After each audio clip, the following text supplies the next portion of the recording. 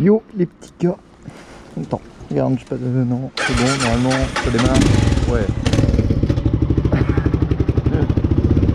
Je viens de faire le plein de nos cocos.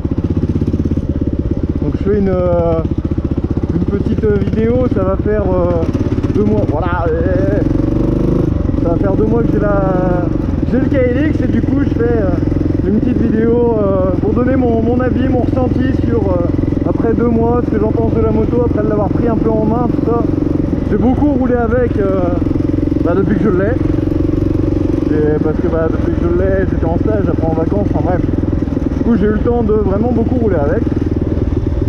On va prendre un petit coup la rocade.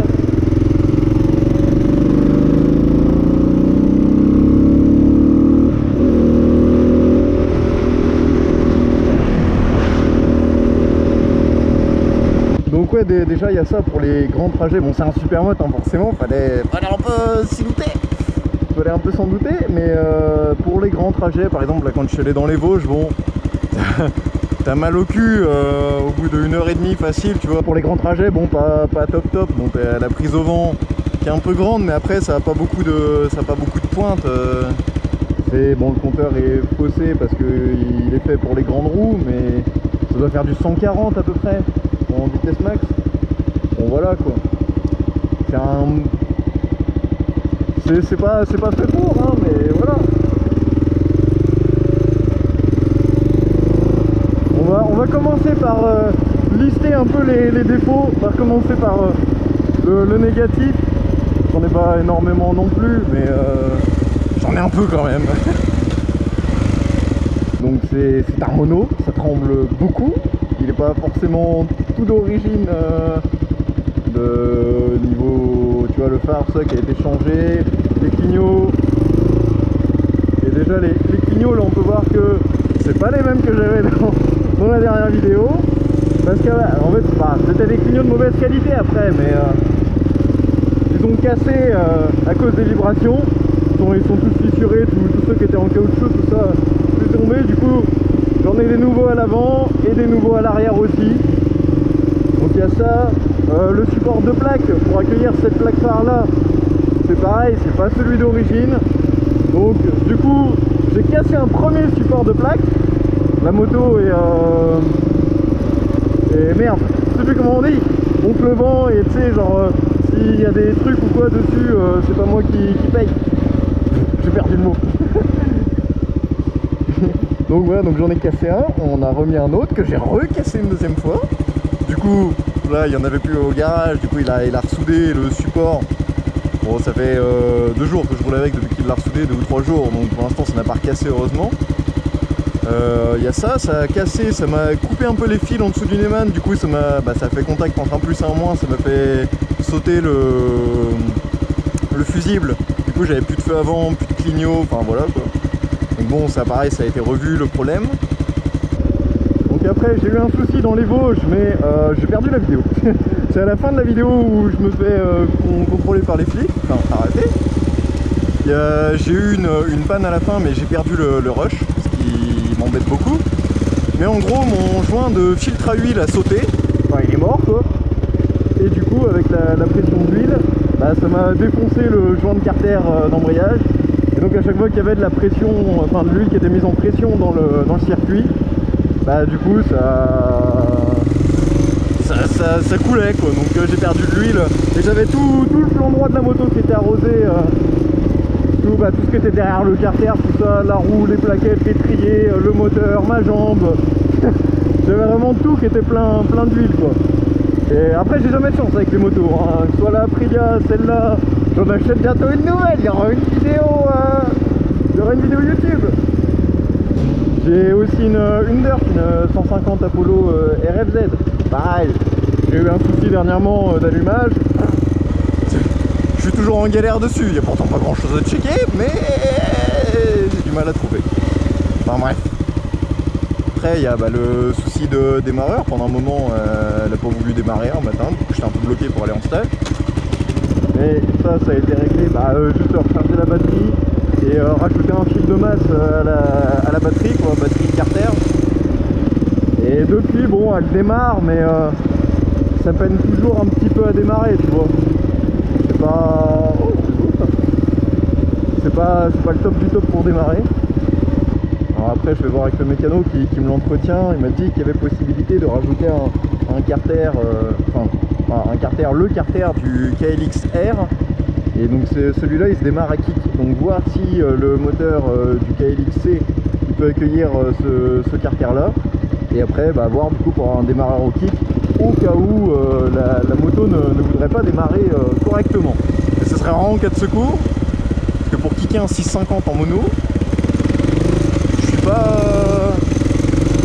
Enfin, je sais pas, hein, moins qu'un décompresseur automatique, tout ça, mais bon, à mon avis, ça risque d'être costaud à kicker quand même, quoi. Donc ça, bon, on verra bien. Donc ouais, après, dans les soucis, je crois que c'est à peu près tout. Un freinage moyennement efficace, quand même. Le freinage n'est pas top du top sur cette moto. Il y a un freinage moyennement efficace. Mais du coup j'utilise beaucoup mon frein moteur quoi. Quand je roule comme ça dans les portions où il y a beaucoup de virages, où je dois faire un freinage genre un débit comme ça qui sort de nulle part quoi, par exemple. faut que je claque une vitesse que je rétrograde un coup quoi. Sinon le freinage à lui-même il suffit pas énormément, donc ça va que c'est un mono. Après en positif, on va comparer par exemple à un 600 XT parce que c'est le seul autre gros cube en mono que j'ai roulé. Comparé à un 600 XT, c'est beaucoup plus, c'est pas beaucoup plus, mais c'est plus léger. Tu sens qu'il y a une différence quand tu pousses tout ça, quand tu montes sur la moto, que tu la redresses, tu sens qu'il y a une différence de poids quoi. Je sais plus s'il y a 15 ou 20 kg, un truc comme ça, mais tu le ressens bien. C'est très coupleux, malgré que ce soit pas une machine à wheeling non plus, hein. J'ai essayé un peu, je me suis pas non plus énormément attardé sur la chose. J'ai réussi à décoller la roue avant, on va dire, un peu haut, en 2 à bas régime quand on voit une sirette. Sinon, autre point positif, ça c'est un de mes préférés, le bruit de cette moto, j'adore.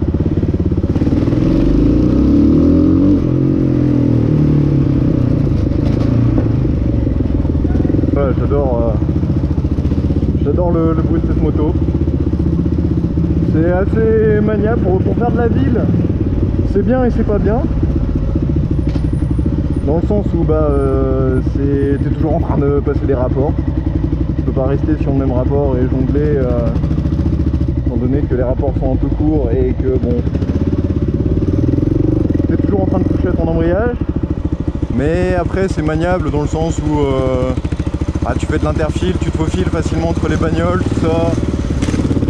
Les travaux, tu peux passer sur les trottoirs. Bon, t'as des travaux ou quoi, bam, t'enquilles sur le trottoir, tout ça. Tu peux t'amuser de cette manière-là aussi.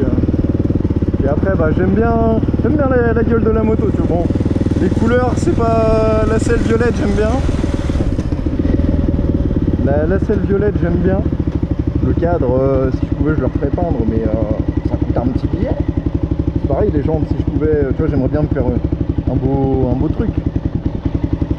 Une petite prépa. Juste du tuning, mais pour l'instant, on va attendre un peu. Hein, j'ai pas forcément l'étal pour ça. Puis oui, après, un autre petit point négatif aussi, c'est que quand il fait chaud comme ça, ou juste quand la moto est très chaude, elle démarre très mal. Et il y a des fois où elle démarre pas du tout parce qu'elle est trop chaude et que ça redémarre pas, bon, pour des raisons scientifiques avec l'essence, tout ça, mais bref, faut pas m'étaler là-dessus.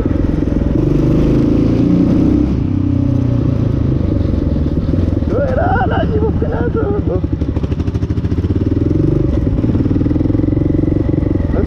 c'est pas top le freinage.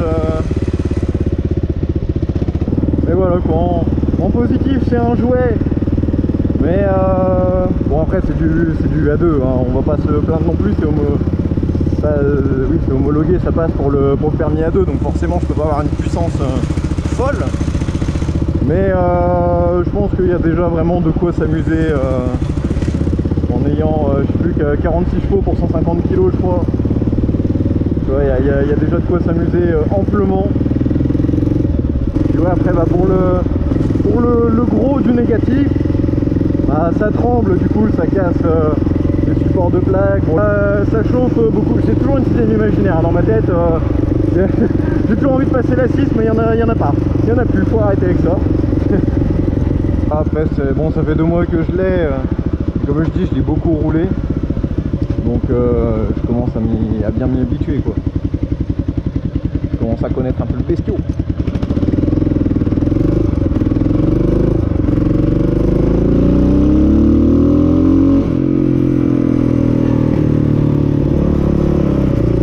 On va retourner sur des routes que j'ai fait lors de la présentation, en espérant qu'elle soit pas trop sale, parce que la dernière fois que je suis allé, c'était plein de gravillons. Je fais un petit comparatif pour la première vidéo de présentation. Ouais, le français. Et voilà, et la deuxième où parce que quand j'ai fait la vidéo, ça faisait 3-4 jours que j'avais la moto. Donc forcément, j'avais pas une maîtrise incroyable du bolide.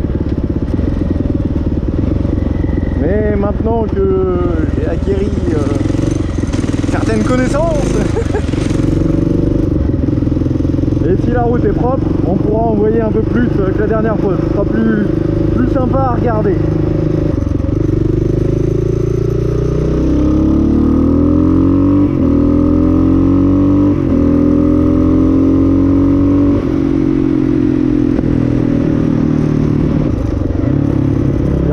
Ils sont caillouteux.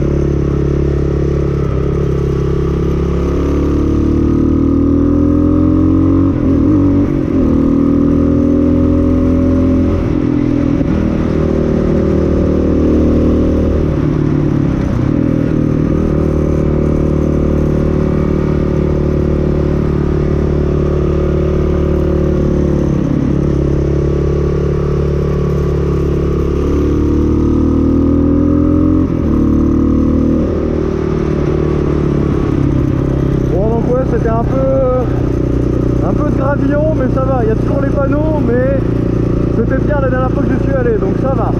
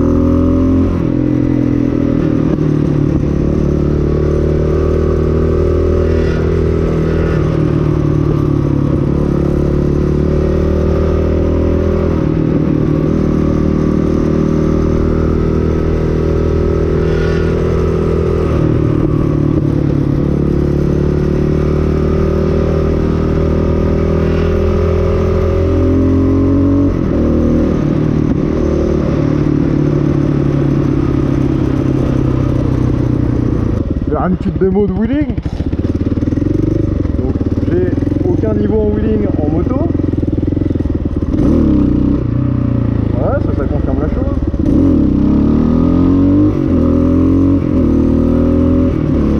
Enfin voilà, pour l'instant c'est le... Hein, voilà.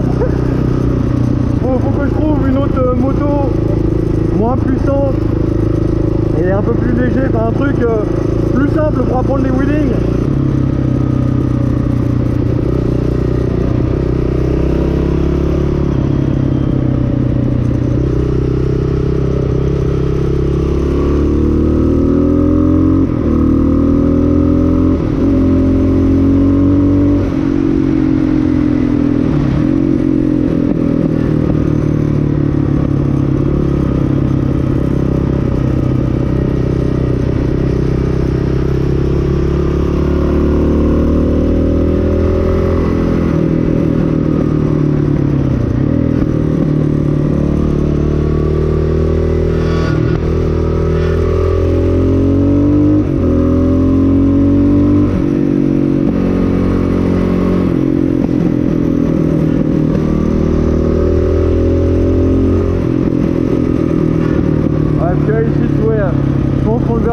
Caméra, il y a beaucoup de gravillons au milieu.